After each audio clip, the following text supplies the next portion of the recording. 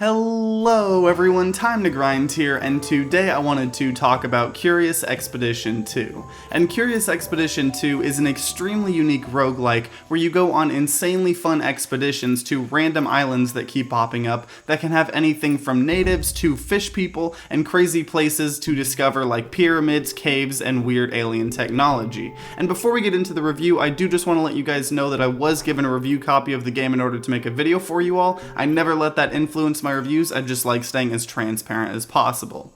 So you guys know roguelikes are one of my favorite genres of all time, but I especially love when a completely new, one-of-a-kind roguelike comes out, and that's what Curious Expedition 2 is. I played the original game and absolutely loved it and thought it was so unique, so when I saw the sequel officially come out, I knew I needed to play it. So it starts out in the 1880s in Paris, and there are a ton of adventurers that are going on expeditions to strange islands to find treasures, discover wonders, and get all the fame and glory. And so you pick your avatar, get a crew together, and set off on your expedition. You can choose how difficult of a challenge you want, which will get you more rewards, but it also comes with more danger. And on the normal difficulty at which I played on, if you die, your crew and your characters are dead forever, and your characters can level up in game and get new gear and stuff, so it's a pretty big deal. You have to get a new crew together and everything. There is an easier mode that your crew doesn't actually permanently die when you lose, and there's also a harder Iron Man mode that actually wipes the entire campaign if you lose. In my opinion, the game is best at its normal difficulty, where you can lose your crew because that's what makes the roguelike aspect of the game work the best. And thematically, it makes sense for time to pass in the world and just have new adventurers step up to the plate. But enough with all of that, what is the main gameplay like? And so the main gameplay, you're exploring these islands on kind of a hexagrid map that you can travel on. And traveling takes up sanity, which you can see in the top right of the screen. So as you explore, you need to make sure you have enough resources. You need to have enough food or other items to regain that sanity. You need healing items in case someone gets hurt or gets an infection. You might need climbing gear for mountains or extra water for deserts. And this sounds like a lot, but it really isn't. And that's coming from a guy that hates survival games because of all of the meters and chores and stuff like that you have to do in those games, but this game has a simplified but effective version of all of that. It's important in the game, but it never feels annoying. Instead, it's just an actually crucial and thematically fun mechanic. And so you travel and discover more and more of the island, where you will start to find random things like native villages, shrines, caves, chambers, graveyards, waterfalls, magical technology, and more. And this is honestly one of the best parts about the game. Every time you get to one of these, you get an extremely unique and surprisingly in-depth events that have this gorgeous artwork and lore. So you might find an elephant graveyard that you can search through, and if you roll well enough, you might get some loot. You could find a native village, which would allow you to trade with the locals or rest there as long as they aren't hostile to you or you're not overstaying your welcome, or you could even meet with a village elder if they have one and get quests or learn things about the island. And every time you go on an expedition, you have a goal. It might be to find a specific magic gate or find a lost explorer, and sometimes you'll have a somewhat of a guide like a compass that is very inaccurate, but it gets better the closer you are to your goal. There are also things roaming the islands, which could be anything from traders to natives that can be hostile or not, sometimes depending on how you've treated them, or enemies like wolves or even sentient mole rats. And combat in this game is very fun as well. Every single character of yours has their own dice with their own unique attacks and abilities. And so on your turn, you roll your dice and you have one reroll where you can reroll any amount of the dice you had previously rolled. And so if the dice lands on one of their attacks or abilities,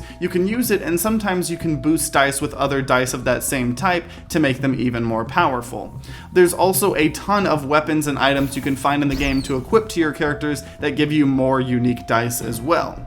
Overall, the combat is pretty solid and has a lot of depth to it. Also, having different dice colors is pretty smart, and you'll actually be using some of these dice as well in other situations, like trying to not fall in traps, or if you're trying to persuade some natives or something like that. And so when you complete your objective, you sometimes will have to return back to your ship, and sometimes you'll just instantly win.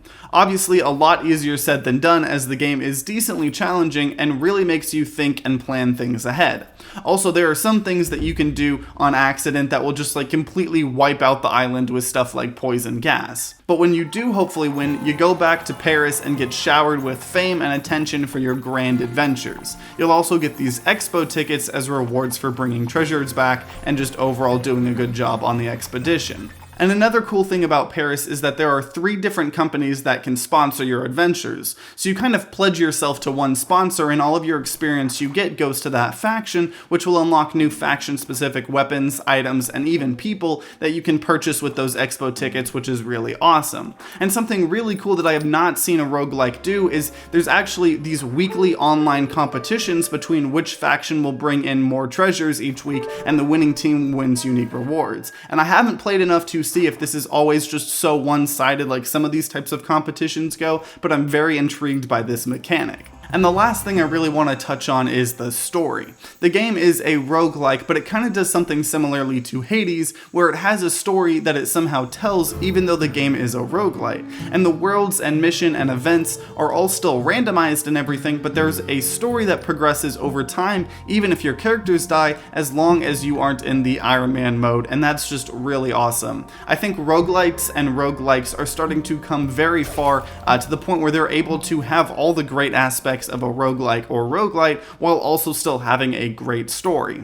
And so overall, I would highly recommend Curious Expedition 2 to any roguelike fan. It is so unique, and even if you aren't the biggest fan of the turn-based resources and party-driven gameplay, the theme and presentation are absolutely a joy to experience. Also, if you want to see what a couple full expeditions look like, feel free to check out my Let's Play I made on the game. And if you've played this game or just from watching gameplay, I would love to know your guys' thoughts in the comments down below. Also, if you are just as much of a fan of roguelikes as I am, subscribe and ring that bell to see more content like this in the future, because I cover a lot of roguelikes and roguelites on the channel. But if you're going to be grinding out some expeditions in Curious Expedition 2, I wish you all luck, and see you all next time.